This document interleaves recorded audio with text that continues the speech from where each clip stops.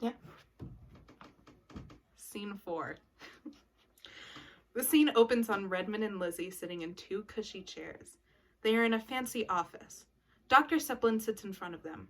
He is the president of the university. He has gray hair and a sharp face, stern looking. He puts down the funding proposal and takes a moment to think.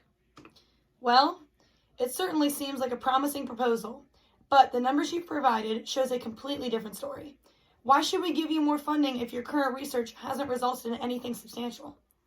Well, we have a plan to get DNA samples that could result in a positive trial. We need to know that if we get the samples, we will have the funding and the university support for the trials. And what is your plan exactly? Redmond looks to Lizzie. She is more confident now. There used to be a professor that taught here. Tortellini? Let me stop you there. You would have better luck trying to raise someone from the dead than getting any of Laney's DNA. And why is that? He hates this university. He disapproves of the work that we do here, says we push the boundaries of what is ethical, and doesn't want anything to do with us. He will never give you any of his DNA. Lizzie sighs in defeat.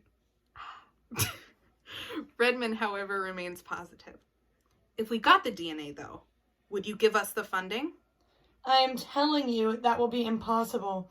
When he left, he swore that he would never agree to take part in anything that is connected to this university again.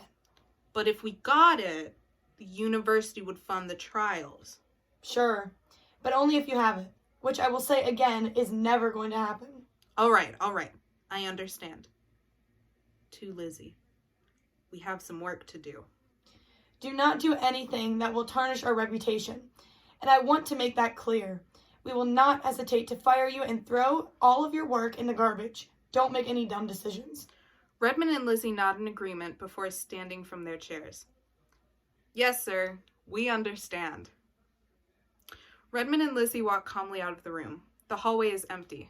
Once the door is closed, Lizzie turns to Redmond. What the hell? What? I'm getting us the funding. Did you not hear anything he said? We won't be able to get the DNA sample without some serious breach of laws and ethics and everything. It could ruin this whole trial. Or it could result in a positive trial. Everything that we have been working for. We could get fired. Do you remember when we met?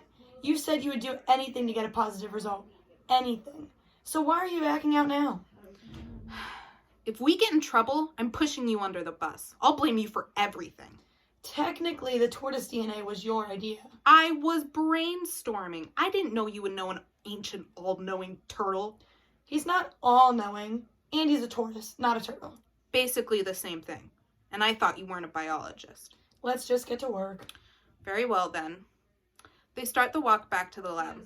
The hallway is still empty. Their footsteps echo as the camera watches them walk farther and farther away. They then turn a corner and are out of sight. Fade out. Fade out.